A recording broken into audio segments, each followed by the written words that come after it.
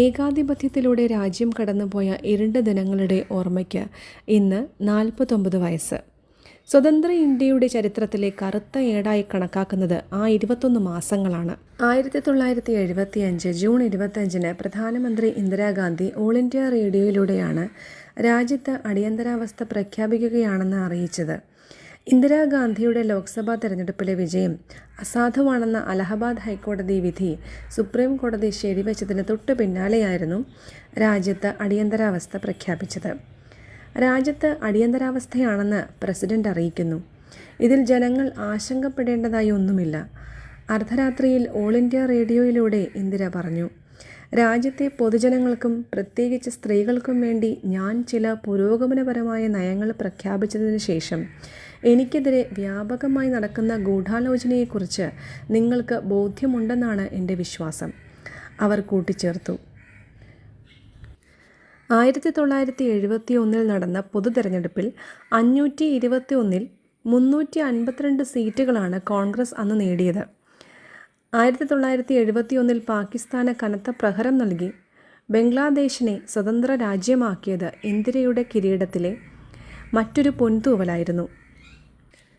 ഇന്ത്യയിൽ പലവിധ പ്രക്ഷോഭങ്ങൾ നടക്കുന്ന കാലമായിരുന്നു അത്. ഗുജറാത്തിൽ വിദ്യാർത്ഥികളുടെ നേതൃത്വത്തിൽ നവനിർമാൺ പ്രക്ഷോഭവും ബീഹാറിൽ ജയപ്രകാശ് നാരായണൻ നേതൃത്വം നൽകിയ പ്രക്ഷോഭങ്ങളും 1974 ജോർജ് ഫെർണാണ്ടസിൻ്റെ നേതൃത്വത്തിലുള്ള റെയിൽവേ സമരവും സർക്കാരിന് വലിയ തലവേദനയായിരുന്നു. അതിനിടയിലാണ് റായ്ബറേലിയിൽ നിന്നുള്ള ഇന്ദിരാഗാന്ധിയുടെ തിരഞ്ഞെടുപ്പ് വിജയം അസാധുവാണെന്ന അലഹബാദ് ഹൈക്കോടതിയുടെ വിധി വരുന്നത്.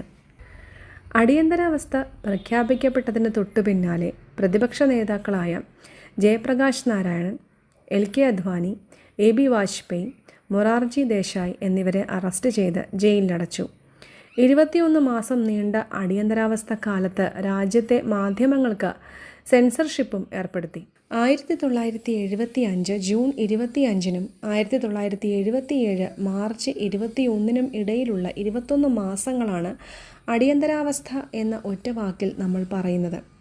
ഇത് നടപ്പാക്കാൻ കാരണമായി ഇന്ദിരാഗാന്ധി ചൂണ്ടിക്കാട്ടിയത് രാജ്യത്ത് നിലനിന്നിരുന്ന ആഭ്യന്തര കലാപാവസ്ഥയാണ്. ഇന്ത്യയിലെ സകല അധികാരങ്ങളും അതോടെ ഇന്ദിരാഗാന്ധി എന്ന ഒരൊറ്റ വ്യക്തിയിൽ കേന്ദ്രീകരിച്ചു. പൗരന്മാർക്ക് മൗലിക അവകാശങ്ങൾ ഉറപ്പു നൽകുന്ന ഭരണഘടനയുടെ 14, 21, 22 വകുപ്പുകൾ നിർവീര്യമാക്കി. മൗലിക അവകാശങ്ങൾക്ക് വേണ്ടി കോടതിയെ സമീപിക്കാനുള്ള അവകാശം സസ്പെൻഡ് ചെയ്തുകൊണ്ടായിരുന്നു രാഷ്ട്രപതിയുടെ ഉത്തരവ്. അധികാരങ്ങൾ വേഗത്തിൽ തൻ്റെ കയ്യിലെത്തുന്നില്ല എന്ന് തോന്നിയ ഇന്ദിരാഗാന്ധി പാർലമെൻറ്റിനെ പൂർണ്ണമായി കവച്ചുവെക്കുന്ന തരത്തിൽ രാഷ്ട്രപതിയെക്കൊണ്ട് അസാധാരണമായ നിയമങ്ങൾ പുറപ്പെടുവിച്ചു. അങ്ങനെ ഉത്തരവുകൾ കൊണ്ട് ഭരിക്കുവാൻ ഇന്ദിരയ്ക്ക് സാധിച്ചു.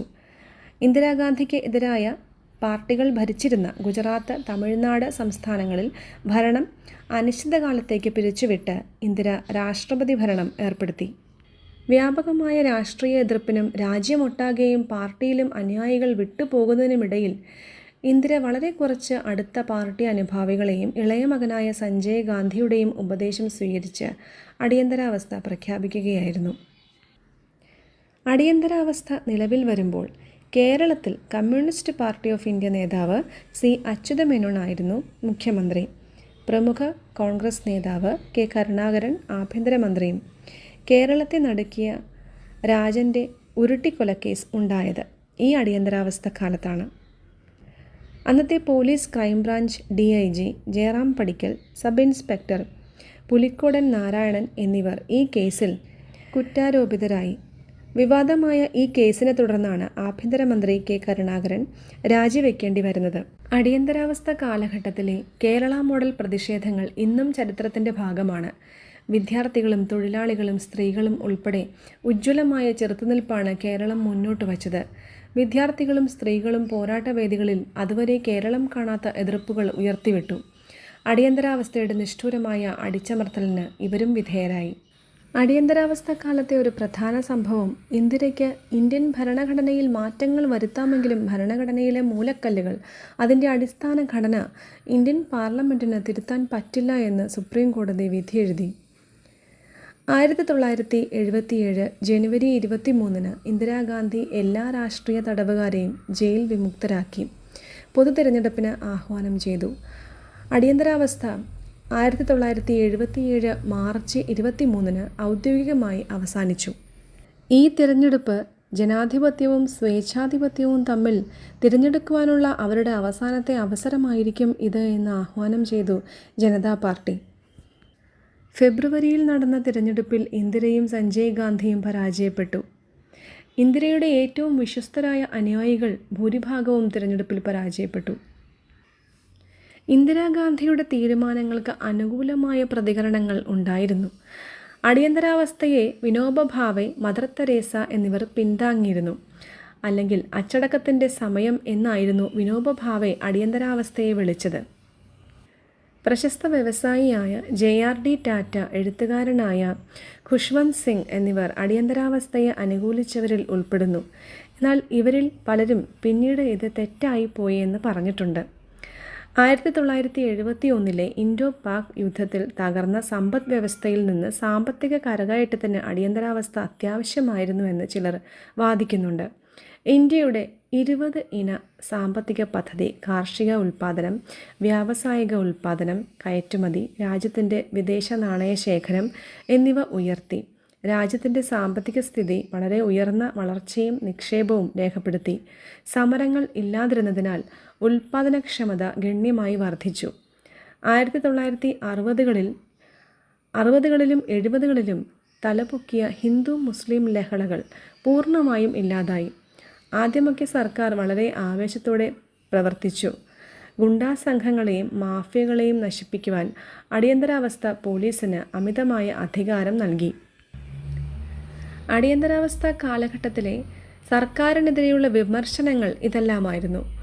ഒരു കേസും ഇല്ലാതെയും അവരുടെ കുടുംബങ്ങളെ അറിയിക്കാതെയും നിരപരാധികളെ പിടിച്ചുവെക്കാനും അറസ്റ്റ് ചെയ്യാനും പോലീസിന് അധികാരം നൽകി. 1,10,806 പേരെ ഇത്തരത്തിൽ വിചാരണ കൂടാതെ അറസ്റ്റ് ചെയ്ത് പീഡിപ്പിച്ചതായി ഷാ കമ്മീഷൻ റിപ്പോർട്ട് ചെയ്തിട്ടുണ്ട്. രാഷ്ട്രീയ തടവുകാരെയും മറ്റു തടവുകാരെയും ദ്രോഹിക്കുകയും ക്രൂരമായി പീഡിപ്പിക്കുകയും ചെയ്യുക പൊതു സ്വകാര്യ മാധ്യമങ്ങളെ, അതായത് ദൂരദർശൻ പോലുള്ള മാധ്യമങ്ങളിലൂടെ പ്രചരണത്തിന് വേണ്ടി ഉപയോഗിച്ചു. 81,32,209 പുരുഷന്മാരെ നിർബന്ധിത വന്ധ്യംകരണത്തിന് വിധേയമാക്കി. പഴയ ദില്ലിയിലെ തുർക്ക്മാൻ ഗേറ്റ്, ജുമാ മസ്ജിദ് പ്രദേശങ്ങളിലെ ചേരികളുടെയും താഴ്ന്ന വരുമാനമുള്ളവരുടെ വീടുകളുടെയും നശീകരണം. ഡൽഹിയിൽ മാത്രം 1,50,105 കുടിലുകൾ തകർക്കപ്പെട്ടു. ഇന്ത്യയുടെ ജനാധിപത്യത്തിനെതിരെയുള്ള ഏറ്റവും വലിയ വെല്ലുവിളിയായിരുന്നു അടിയന്തരാവസ്ഥ. അടിയന്തരാവസ്ഥ കാലത്ത് ഇന്ത്യൻ ജനാധിപത്യത്തെ ശക്തരായ നേതാക്കൾക്കും നിയമസഭയിലെ മൃഗീയ ഭൂരിപക്ഷമുള്ള കക്ഷികൾക്കും സ്വന്തം ഇഷ്ടമനുസരിച്ച് വളയ്ക്കാൻ കഴിഞ്ഞു എന്നതാണ് അതിൻ്റെ പ്രത്യേകത. അടിയന്തരാവസ്ഥ കാലത്തെ ആസ്പദമാക്കി ഒരുപാട് ബുക്കുകളും സിനിമകളും പുറത്തിറങ്ങിയിട്ടുണ്ട്. അതിൽ മലയാളത്തിൽ പുറത്തിറങ്ങിയ സിനിമയാണ് പിറവി. ഷാജി N. കരുൺ ആദ്യമായി സംവിധാനം ചെയ്ത ചിത്രമാണിത്. ഒരുപാട് പുരസ്കാരങ്ങൾ വാരിക്കൂട്ടിയ സിനിമയാണ് ഇത്. മറ്റൊന്ന് ബാലുമഹേന്ദ്ര സംവിധാനം ചെയ്ത് മമ്മൂട്ടിയും ശോഭനയും പ്രധാന കഥാപാത്രങ്ങളായി അഭിനയിച്ച യാത്ര എന്ന സിനിമയും.